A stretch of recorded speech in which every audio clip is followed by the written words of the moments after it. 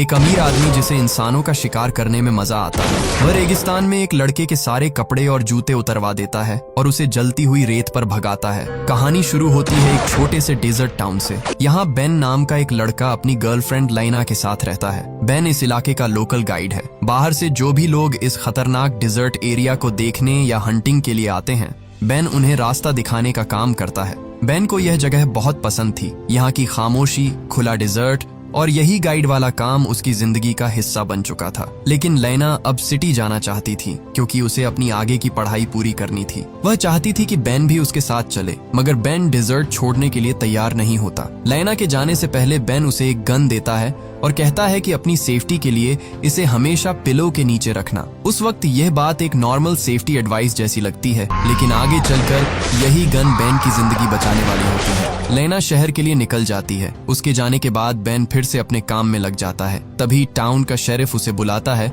और बताता है कि लॉस एंजलिस से जॉन मेडिक नाम का एक बहुत अमीर बिजनेसमैन आया है। उसे डिजर्ट के अंदर हंटिंग के लिए एक ऐसे गाइड की जरूरत है जिसे इस पूरे इलाके की अच्छी समझ हो। मेडिक कोई नॉर्मल टूरिस्ट नहीं था। उसके पास पैसा भी था, पावर भी थी और एटीट्यूड भी कुछ ज्यादा ही था। वह डिजर्ट में एंडेंजर्ड बिग हॉर्न शीप का शिकार करना चाहता था। ये जानवर आसानी से दिखाई नहीं देता और उसे ट्रैक करना भी मुश्किल होता है, इसलिए शेरिफ बेन को उसके साथ भेजना चाहता था। बेन पहले थोड़ा सोचता है, लेकिन जब उसे पता चलता है कि सिर्फ एक दिन के बदले उसे $8,000 मिलेंगे तो वह मान जाता है। उसके लिए ये बहुत बड़ी रकम थी। जब बेन पहली बार मेडिक से मिलता है तो उसे देखते ही समझ आ जाता है कि ये आदमी पैसे के दम पर सब कुछ खरीदने का आदी है। मेडिक के पास महंगी हाईटेक गाड़ी होती है, एक्सपेंसिव हंटिंग गियर होता है और उसका एटीट्यूड ऐसा होता है जैसे नियम कानून उसके लिए बने ही नहीं हैं। दोनों डिजर्ट के अंदर निकल जाते हैं। रास्ता लंबा होता है और शाम होते होते अंधेरा होने लगता है, इसलिए वे एक जगह कैंप लगाते हैं। रात को आग के पास बैठे हुए मेडिक बेन से उसकी पर्सनल लाइफ के बारे में पूछता है। बेन बताता है कि लाइना सिटी चली गई है। वह चाहता तो उसके साथ जा सकता था, लेकिन यह डिजर्ट ही उसकी असली दुनिया है। इसी बातचीत में बेन अपने बचपन की एक दर्दनाक कहानी भी बताता है। जब बेन छोटा था तब वह अपने माता पिता के साथ इसी डिजर्ट में फंस गया था। उनके पिता की गाड़ी खराब हो गई थी और कई दिनों तक कोई मदद के लिए नहीं आया। धूप इतनी तेज थी कि उसकी माँ बार बार उसके चेहरे पर लिपस्टिक लगाती रही ताकि उसकी स्किन धूप से जल न जाए। इसी वजह से बेन किसी तरह बच गया, लेकिन पानी की कमी से उसके माता पिता उसकी आंखों के सामने तड़प तड़प कर मर गए। बेन यह बात बताते हुए इमोशनल हो जाता है। मेडिक सुन तो रहा था, लेकिन उसके चेहरे पर कोई खास असर नहीं दिखता। उसके लिए डिजर्ट बस एडवेंचर था, लेकिन बेन के लिए यही जगह उसकी जिंदगी का सबसे बड़ा जख्म भी थी। अगली सुबह दोनों हंटिंग के लिए निकलते हैं। बेन सावधानी से इलाके को ऑब्जर्व कर रहा होता है, लेकिन मेडिक बेचैन था। उसे बस जल्दी से शिकार चाहिए था। रास्ते में वह बिना सोचे समझे अपनी गन से गोलियां चलाना शुरू कर देता है। बेन तुरंत समझ जाता है कि मेडिक को असली हंटिंग का कोई एक्सपीरियंस नहीं है। वह उससे पूछता है कि तुम्हें हंटिंग परमिट किसने दिया। मेडिक घमंड से जवाब देता है कि उसके पास परमिट नहीं है, लेकिन पैसा है और उसके हिसाब से पैसा ही सबसे बड़ा परमिट होता है। बेन उसे समझाता है कि बिना परमिट के हंटिंग इलीगल है, खासकर ऐसे जानवर की जो एंडेंजर्ड है। लेकिन मेडिक बात समझने के बजाय पैसे निकालकर बेन को दे देता है।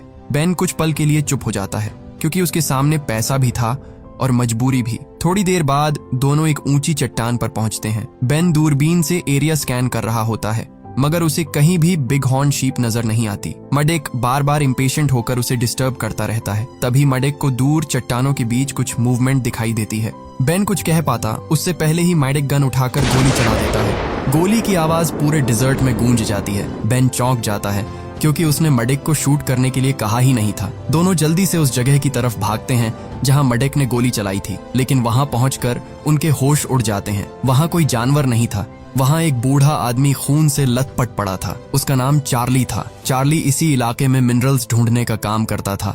बेन घबरा जाता है और तुरंत चार्ली की हालत देखने बैठ जाता है। वह मेडिक से कहता है कि हमें अभी मदद बुलानी होगी, ये एक एक्सीडेंट था, अगर हम सच बता देंगे तो शायद मामला संभल सकता है। बेन फर्स्ट एड लेने के लिए गाड़ी की तरफ भागता है। इधर मेडिक अकेला खड़ा चार्ली को देख रहा होता है। उसके चेहरे पर डर साफ दिखता है। उसे समझ आ चुका था कि उससे बहुत बड़ा क्राइम हो गया है, लेकिन मेडिक ऐसा आदमी नहीं था जो अपनी गलती एक्सेप्ट करे। वह तुरंत अपने आदमी को कॉल करता है और पूरी बात बताता है। फोन पर उसे सलाह मिलती है कि अगर खुद को बचाना है तो इस एक्सीडेंट को ऐसा बना दो कि बेन भी इसमें फंसा हुआ लगे। मेडेक कुछ सेकंड सोचता है, फिर एक खतरनाक फैसला लेता है। वह बेन की गन उठाता है और चार्ली के शरीर में दूसरी गोली मार देता है। गोली की आवाज सुनकर बेन वापस भागता हुआ आता है। वह देखता है कि चार्ली के शरीर में अब 2 गोलियां हैं। बेन गुस्से में मेडिक पर चिल्लाता है, लेकिन मेडिक बिल्कुल शांत रहता है। वह ठंडे दिमाग से कहता है कि अब ये सिर्फ मेरा क्राइम नहीं है। एक गोली मेरी गन से चली है और दूसरी तुम्हारी गन से। अगर सच बाहर गया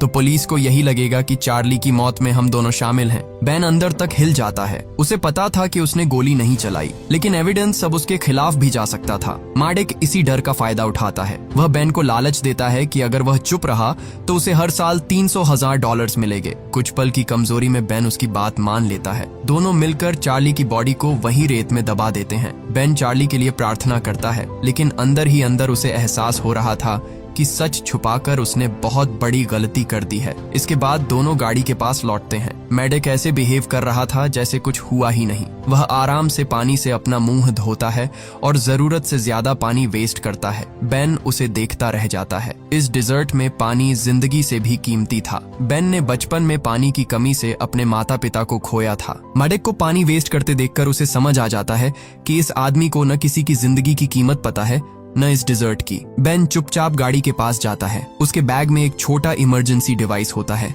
जिससे वह शेरिफ को मैसेज भेज सकता था। वह जल्दी जल्दी हेल्प मैसेज भेजने की कोशिश करता है, लेकिन मैसेज पूरा सेंड होने से पहले ही मेडिक उसे देख लेता है। मेडिक तुरंत गन निकालकर बेन पर तान देता है। मेडिक गुस्से में कहता है कि हमारे बीच डील हुई थी और तुमने उसे तोड़ दिया। अब मैं तुम पर भरोसा नहीं कर सकता। वह इमरजेंसी डिवाइस उसके हाथ से छीनता है और अपने जूते के नीचे कुचल कर तोड़ देता है। अब बेन के पास हेल्प बुलाने का कोई रास्ता नहीं बचा था। इसी के बाद मेडिक अपना असली खेल शुरू करता है। वह गन पॉइंट पर बेन से कहता है कि अपने कपड़े और शूज उतारो। बेन पहले समझ ही नहीं पाता कि मेडिक करना क्या चाहता है। वह पूछता है कि इसका मतलब क्या है। मेडिक बिल्कुल शांत आवाज में कहता है कि अगर बेन सच में घर जाना चाहता है तो उसे ऐसे ही जाना होगा, बिना शूज, बिना कपड़ों और बिना पानी के। बेन जानता था कि अगर उसने मना किया तो मेडिक उसे वहीं गोली मार देगा। मजबूरी में वह अपने कपड़े और शूज उतार देता है। अब बेन तपते हुए डिजर्ट के बीच खड़ा था। रेत इतनी गर्म थी कि पैर रखते ही उसकी स्किन जलने लगती है। ऊपर सूरज आग बरसा रहा था और दूर दूर तक सिर्फ चट्टानें, सूखी जमीन और मौत जैसी खामोशी थी। मेडिक आराम से अपनी हाईटेक गाड़ी में बैठता है, एसी चालू करता है और बिनोकुलर्स और राइफल स्कोप से बेन को देखने लगता है। उसका प्लान साफ था। वह बेन को तुरंत मारना नहीं चाहता था। वह चाहता था कि बेन गर्मी, प्यास और थकान से धीरे धीरे मर जाए। बेन दर्द सहते हुए आगे बढ़ता है। हर कदम उसके लिए सजा जैसा था। गर्म रेत उसके पैरों को जला रही थी, गला सूखने लगा था और ऊपर से मेडिक उसे ऐसे देख रहा था जैसे कोई हंटर घायल जानवर के गिरने का इंतजार करता है। कुछ दूर चलने के बाद बेन को एक पोल दिखाई देता है। वह उस पर लिखा नंबर पढ़ता है और आगे बढ़ता रहता है। मेडिक दूर से उसे देख रहा था और उसे यकीन था कि बेन ज्यादा देर तक टिक नहीं पाएगा, लेकिन बेन इस डेजर्ट को मेडिक से कहीं ज्यादा अच्छी तरह जानता था। जब वह दूसरे पोल के पास पहुंचता है तो अचानक चट्टानों के बीच गायब हो जाता है। मेडिक तुरंत चौकन्ना हो जाता है। वह अपनी गाड़ी लेकर तेजी से उसी तरफ जाता है, लेकिन बेन कहीं दिखाई नहीं देता। असल में बेन चट्टानों के बीच बनी एक हिडन जगह में घुस चुका था। यह चार्ली का छोटा बंकर था जहां वह डिजर्ट में काम करते समय जरूरत का सामान रखा करता था। अंदर जाते ही बेन सबसे पहले पानी ढूंढता है। उसे पानी मिल जाता है और वह जल्दी जल्दी पीने लगता है। उसकी सूखी हुई बॉडी में जैसे थोड़ी जान वापस आ जाती है। बंकर के अंदर खाने पीने का सामान, टूल्स और कई पुरानी फोटोज लगी होती हैं। बेन की नजर एक फोटो पर रुक जाती है। उस फोटो में वह खुद चार्ली के साथ था। बेन की आंखें भर आती हैं। चार्ली उसके लिए सिर्फ जान पहचान वाला आदमी नहीं था, फैमिली जैसा था। वह धीरे से फोटो देखता है और कहता है कि माफ करना चार्ली, मैं तुम्हें बचा नहीं पाया, लेकिन इमोशनल होने का वक्त ज्यादा नहीं था। अचानक उसे बाहर से आवाज आती है। बेन समझ जाता है कि मेडिक उसी जगह पहुंच चुका है। वह जल्दी से बंकर में लगा एक मैप निकालकर अपने पास छुपा लेता है और अंधेरे हिस्से में चला जाता है। मेडिक अंदर आता है। वह चारों तरफ देखता है। उसे यकीन था कि बेन यही कहीं छुपा है, लेकिन बेन दिखाई नहीं देता। मेडिक ज्यादा रिस्क नहीं लेना चाहता, इसलिए वह बंकर के अंदर एक एक्सप्लोसिव डिवाइस लगाता है और तुरंत बाहर निकल जाता है। कुछ ही सेकंड बाद जोरदार ब्लास्ट होता है। पूरा बंकर धूल और मलबे में बदल जाता है। मेडिक बाहर खड़ा होकर टूटे हुए बंकर को देखता है और उसे लगता है कि बेन अंदर ही दबकर मर चुका होगा, लेकिन बेन की किस्मत अभी खत्म नहीं हुई थी। ब्लास्ट से कुछ पल पहले ही वह बंकर के दूसरे रास्ते से बाहर निकल चुका था। वह घायल था, कमजोर था, प्यासा था, लेकिन अभी भी जिंदा था। बेन चट्टानों के बीच से आगे बढ़ने लगता है। उसके हाथ में वही मैप था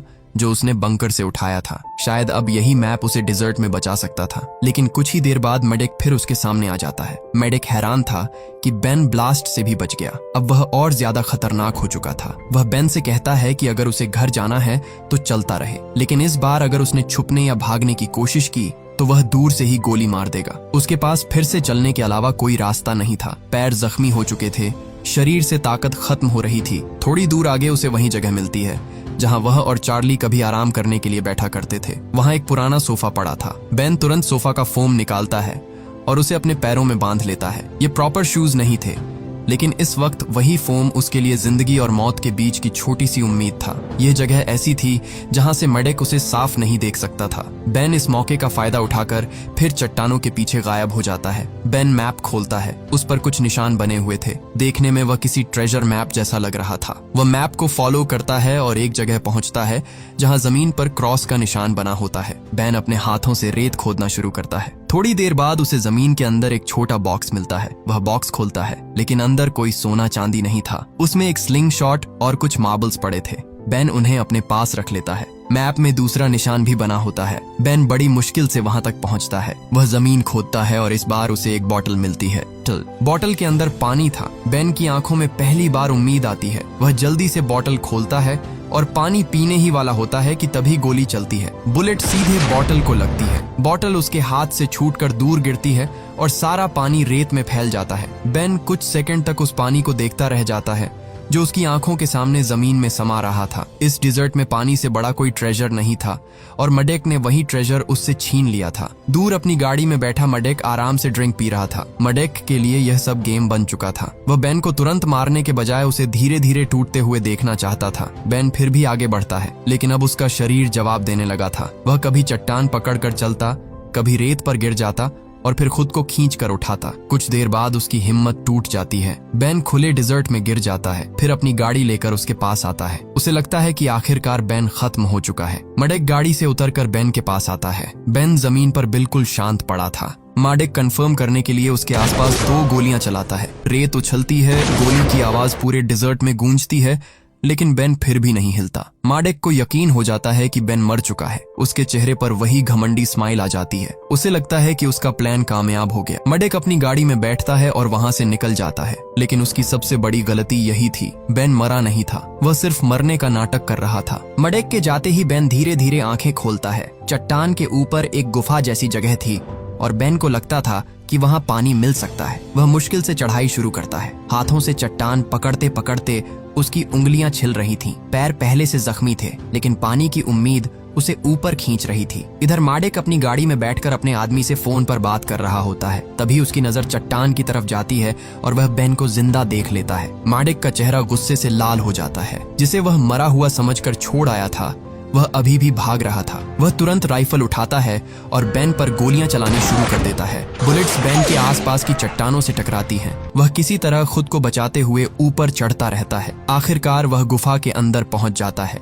बेन सबसे पहले पानी ढूंढता है, लेकिन उसकी बदकिस्मती अभी खत्म नहीं हुई थी। गुफा में पानी नहीं था। इतनी तकलीफ सहकर वह सिर्फ पानी की उम्मीद में यहाँ तक आया था, लेकिन यहाँ भी उसके हाथ कुछ नहीं लगता। बाहर मेडेक चिल्ला रहा था कि सरेंडर कर दो, तुम्हें मुझसे कोई नहीं बचा सकता। बेन कोई जवाब नहीं देता। उसे पता था कि दिन में बाहर निकलना मौत को बुलाने जैसा होगा, इसलिए वह गुफा के अंदर चुपचाप बैठ जाता है और रात होने का इंतजार करता है। धीरे धीरे सूरज ढल जाता है। दिन की जानलेवा गर्मी अब रात की कड़ाके की ठंड में बदल जाती है। मेडेक ने अपनी गाड़ी की लाइट्स गुफा की तरफ कर रखी थी ताकि बेन बाहर निकले तो वह उसे तुरंत देख सके, लेकिन अब बेन भी डर के बजाय दिमाग से काम लेने लगा था। रात के अंधेरे में वह गुफा के दूसरे रास्ते से बाहर निकलता है। वह चुपचाप नीचे उतरता है और मेडेक की गाड़ी के पास पहुंच जाता है। मेडेक उस वक्त बाहर खड़ा होता है और उसका ध्यान कुछ पल के लिए हट जाता है। बेन इसी मौके का फायदा उठाकर गाड़ी से अपनी जैकेट निकाल लेता है, लेकिन मेडेक जल्दी ही समझ जाता है कि बेन उसकी गाड़ी तक आया था।